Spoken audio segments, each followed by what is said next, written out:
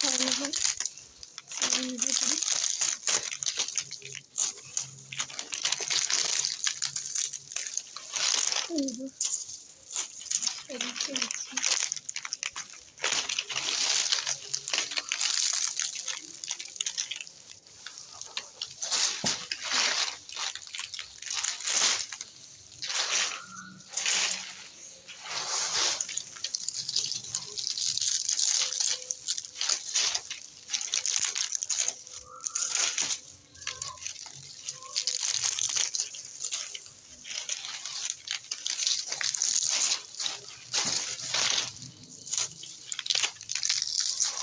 এগুলো থেকে ঝাঁটা তৈরি হবে।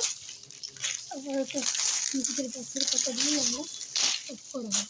মশলা বেসনটা কেটে দিলে ঝাঁটাটা আমাদের এমনি ঝাঁট দেওয়া যায়, এটা দিয়ে খুবই সুন্দর ঝাঁটা তৈরি হয়ে যাবে।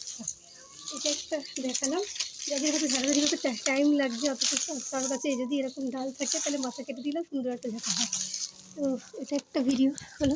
আর সেকেন্ডলি আমি এখানে তো দেখিয়ে দিচ্ছি, যদি ছাড়িয়ে ছাড়িয়ে রাখছি, এই পাতাগুলো দিয়ে আমাদের রান্না করা হয় এবং এগুলো থেকে কাটি বার করা হবে। কাটি বার করে সেখান থেকে আমাদের নিজস্ব ঝাঁটা তৈরি হয়।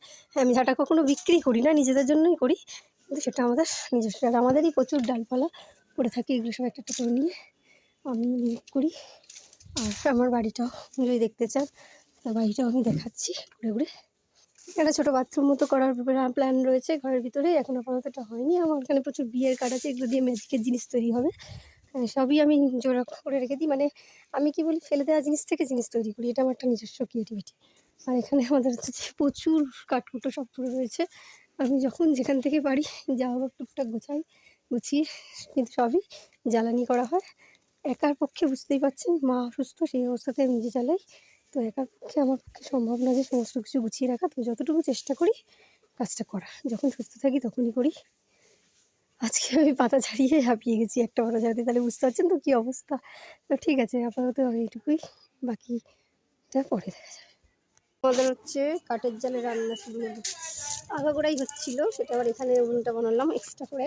এটা সকালবেলা দেখিয়েছিলাম যে আমি এটা কেটেছি, এইগুলো দিয়ে আবার হচ্ছে ঝাড়া তৈরি করা হয়েছে, করে আর এটা দিয়ে রান্না করা হচ্ছে। দেখুন কী ভালো জলে। আর এভাবেই আমাদের রান্না করে খাওয়া হয়। কত আগুন দেখুন, ভাত